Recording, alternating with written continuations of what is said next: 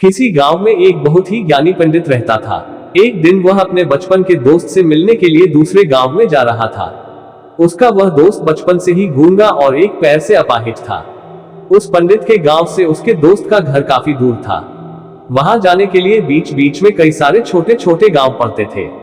पंडित रास्ते में अपनी धुन में चला जा रहा था।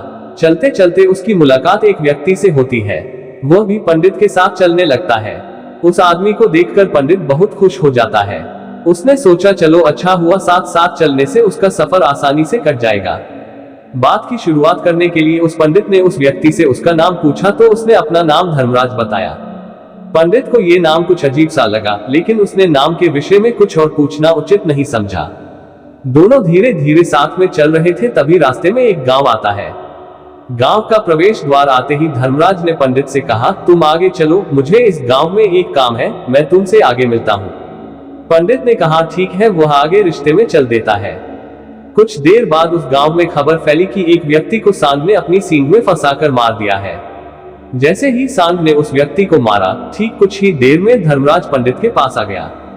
फिर दोनों चलना शुरू कर देते हैं और चलते चलते एक दूसरे गांव के द्वार पर पहुंच जाते हैं। योजक चिन्ह। उस गांव के बाहर एक बड़ा और विशाल मंदिर बना हुआ था। वहां पर आराम करने की सुविधा काफी बढ़िया लग रही थी। पंडित के दोस्त का घर अभी वहां से बहुत दूर था और रात भी होने वाली थी। तो पंडित ने धर्मराज से कहा, रात होने वाली है, पूरे दिन चलते चलते थक भी चुके हैं और भूख भी लग रही है, तो यहाँ पर भोजन करके यहीं पर हम विश्राम कर लेते हैं, फिर सुबह के समय आराम से आगे की यात्रा जारी करेंगे। धर्मराज ने कहा ठीक है, मुझे इस गांव में किसी को कुछ जरूरी सामान देने जाना है। तुम भोजन करके आराम करो, मैं बाद में आकर भोजन कर लूंगा। इतना कहकर वह वहां से चला जाता है। लेकिन उसके जाते ही कुछ ही देर बाद धुआं उठता हुआ दिखाई देता है और देखते ही देखते पूरे गांव में आग लग जाती है।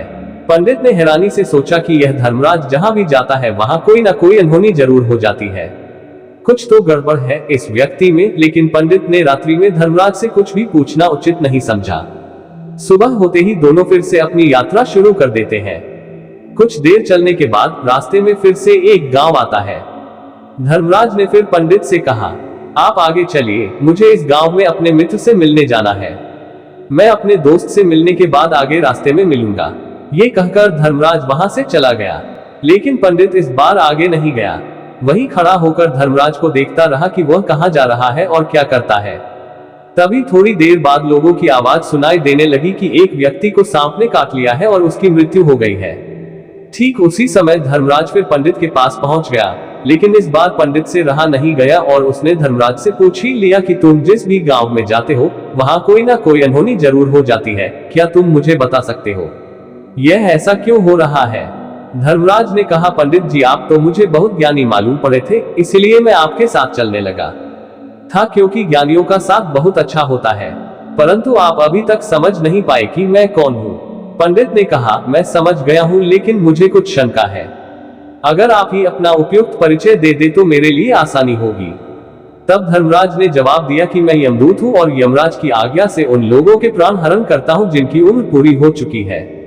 हालांकि पंडित को पहले से ही इस बात की आशंका थी, फिर भी धर्मराज के मुंह से ये बातें सुनकर वह घबरा न गया। लेकिन वह हिम्मत करके पूछता है कि अगर तुम सच में यमदूत हो तो मुझे बताओ अगली मृत्यु किसकी है?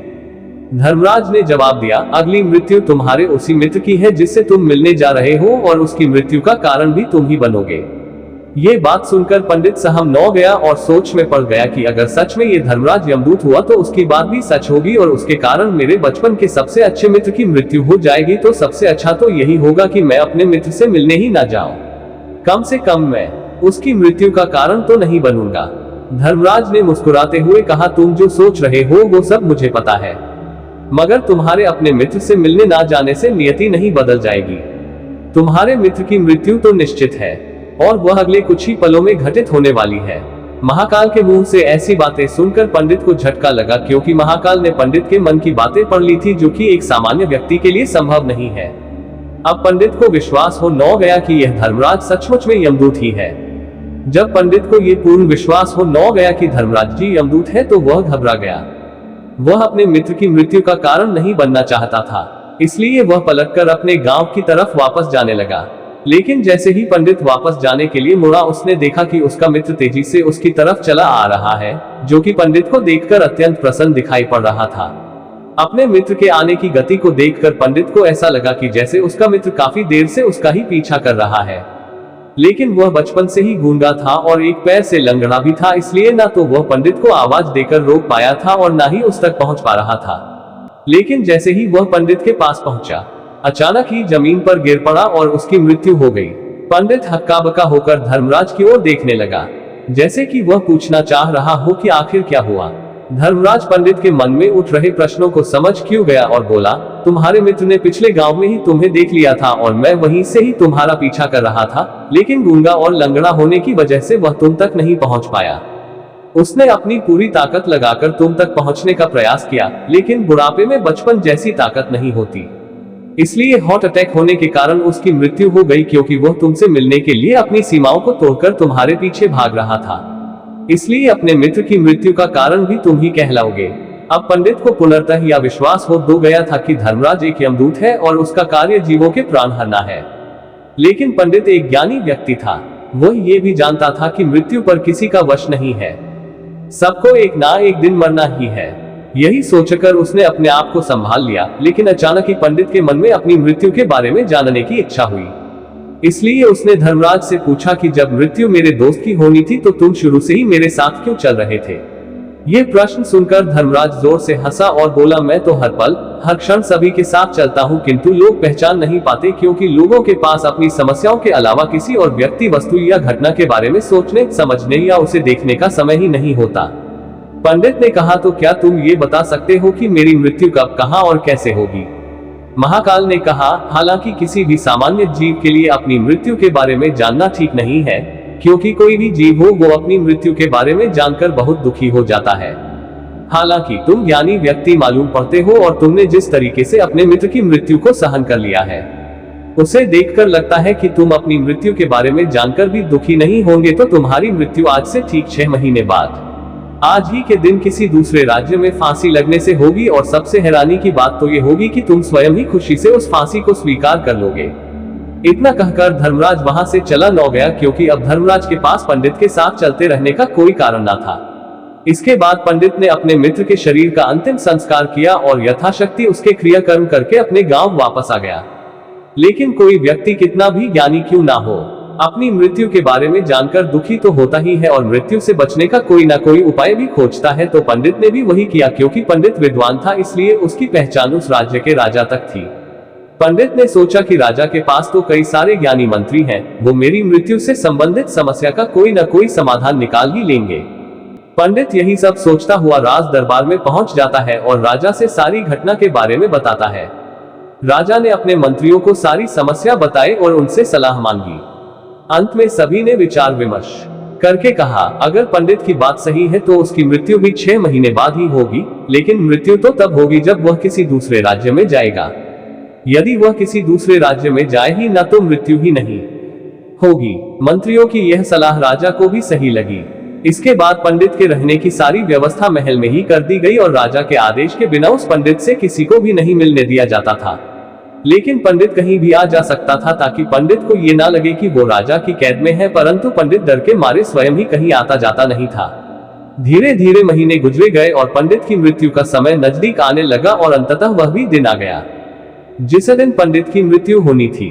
तो जिस दिन पंडित की मृत्यु होनी थी उसकी एक रात पहले पंडित डर के मारे जल्दी ही सो गया, ताकि जल्दी से वह रात बीत जाए और अगला दिन आ जाए ताकि मृत्यु टल सके। लेकिन पंडित को नींद में चलने की बीमारी थी और अपनी इस बीमारी के बारे में वह स्वयं ही नहीं जानता था। तो फिर राजा, मंत्री या किसी वैद्य को इसके बारे में बताने का कोई प्रश्न ही नहीं उठता।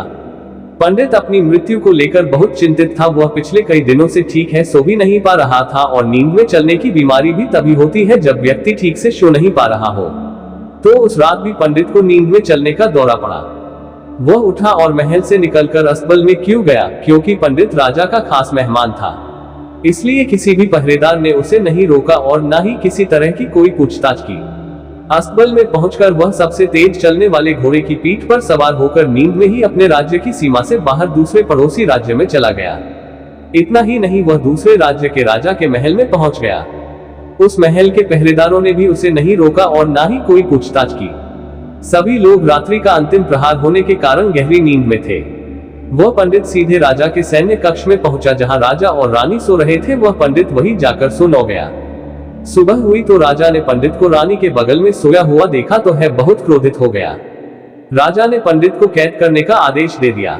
पंडित गिरफ्तार हो गया, लेकिन पंडित तो भौचक्का था। उसे तो कुछ समझ नहीं आ रहा था कि आखिर वह दूसरे राज्य में और राजा के सैन्य में कैसे पहुंचा। लेकिन वहां उसकी ये सब सुनने वाला कोई नहीं था। राजा ने पंडित को दरबार में पेश करने का आदेश दिया। कुछ देर बाद उस पंडित को दरबार में लाया गया। एक पंडित को देखते ही राजा इतना आग बबूला हो गया कि उसे फांसी पर चढ़ा देने का हुक्म सुना दिया। फांसी की सजा सुनकर पंडित कांप गया, लेकिन फिर भी थोड़ी सी हिम्मत जुटाकर राजा से बोला, महाराज, मैं नहीं जानता कि मैं राजमहल तक कैसे पहुंचा। मैं ये भी नहीं जानता हूं कि आपके सैन्य कक्ष तक मैं कैसे आया और आपके महल के किसी पहरेदार या सैनिक ने मुझे रोका क्यों नहीं। लेकिन मैं इतना जरूर जानता हूं कि आज मेरी मृत्यु होनी थी और वो होनी भी जा रही है। राजा को ये बात थोड़ी अजीब लगी। उसने पंडित से पूछा, तुम्हें कैसे पता कि आज तुम्हारी मृत्यु होनी है। राजा के इस प्रश्न के जवाब में पंडित ने पिछले 6 महीने का सारा वाकया राजा को सुना दिया और बोला, महाराज, मेरा क्या किसी भी सामान्य व्यक्ति में इतना साहस नहीं कि वह राजा के सैन्य कक्ष में राजा की उपस्थिति में रानी के साथ सो जाए। राजा को पंडित की बात में थोड़ा तर्क दिखाई पड़ा, परंतु उसने सोचा कि यह मृत्यु से बचने के लिए धर्मराज और उसके द्वारा अपनी मृत्यु की भविष्यवाणी की कहानी बना रहा है। इसलिए राजा ने पंडित से कहा, यदि तुम्हारी बात सत्य है और आज ये तुम्हारी मृत्यु का दिन है, जैसा कि यमदूत धर्मराज ने तुमसे कहा था, तो आज तुम्हारी मृत्यु का कारण मैं नहीं बनूंगा। लेकिन यदि तुम्हारी बात झूठी निकली तो निश्चित ही आज तुम्हारी मृत्यु का दिन होगा, क्योंकि जिस राज्य से पंडित आया था उस राज्य का राजा इस राजा का मित्र था। इसलिए इस राजा ने तुरंत अपने कुछ सैनिकों को पड़ोसी राजा के पास भेजकर पंडित की बात की सत्यता का प्रमाण मांगा। भेजे गए सैनिक शाम तक लौटे और उन्होंने राजा को बताया कि महाराज, पंडित जो कुछ भी कह रहा है वो सब सत्य है। पड़ोसी राज्य के राजा ने पिछले 6 महीने से पंडित के रहने की सारी व्यवस्था अपने ही महल में कर रखी थी।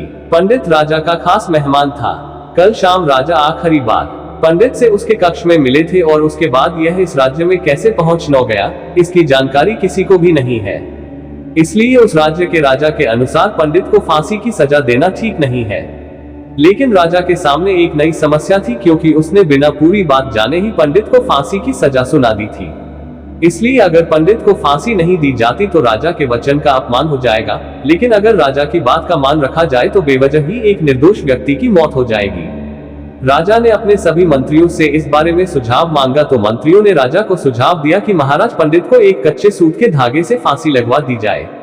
इससे आपके कथन का भी मान रह जाएगा और कच्चे सूत के धागे से पंडित को फांसी भी नहीं लगेगी और उसके प्राण भी बच जाएंगे। राजा को मंत्रियों का ये सुझाव पसंद आया और उसने ऐसा ही करने का आदेश दे दिया। पंडित के लिए कच्चे सूत के धागे से फांसी का फंदा बनाया न गया और नियम के अनुसार पंडित को फांसी पर चढ़ाया जाने लगा। सभी लोग बहुत खुश थे कि ना तो पंडित मरेगा और ना ही राजा का वचन खाली जाएगा। पंडित को भी पूर्ण विश्वास था ये सूत के धागे से तो उसकी मृत्यु हो ही नहीं सकती, इसलिए उसी पर चढ़ने के लिए तैयार हो गया। जैसा कि धर्मराज ने भविष्यवाणी की थी कि तुम खुद ही अपनी फांसी को स्वीकार करोगे, लेकिन जैसे ही पंडित को फांसी दी गई, सूत का धागा तो टूट न गया, लेकिन टूटने से पहले उसने अपना काम कर दिया था। पंडित के गले की एक नस सूत के धागे के झटके से कट चुकी थी और पंडित जमीन पर पड़ा तड़प रहा था। उसी पल उसके गले से खून की फुहार निकल रही थी और देखते ही देखते पंडित का शरीर पूरी तरह से शांत हो गया। सभी लोग आश्चर्यचकित थे और पंडित को मरता हुआ देख रहे थे। किसी को विश्वास नहीं हो रहा था कि कच्चे सूत के धागे से भी किसी इंसान की मृत्यु हो सकती है। लेकिन घटना तो घट चुकी थी, नियति ने अपना काम कर दिया था और धर्मराज की भविष्यवाणी सच हो चुकी थी। श्रीमद् भागवत गीता में भगवान श्री कृष्ण ने कहा है, जो होना होता है वो होकर ही रहता है। हम चाहे कितनी ही सावधानी बरतें, कितना ही उपाय कर ले, लेकिन घटना और घटना की पूरी प्रणाली पहले से ही तय होती है, जिसे हम थोड़ा सा भी इधर उधर नहीं कर सकते हैं। दोस्तों, शायद इसलिए ईश्वर ने हमें भविष्य जानने की क्षमता नहीं दी है, ताकि हम अपने जीवन को ज्यादा बेहतर तरीके से जी सके, और यही बात उस पंडित पर भी लागू होती है। अगर पंडित ने महाकाल से अपनी मृत्यु के बारे में न पूछा होता तो 6 महीने तक राजा के महल में कैद रहकर डर डर कर जीने की बजाय ज्यादा बेहतर जीवन जीता।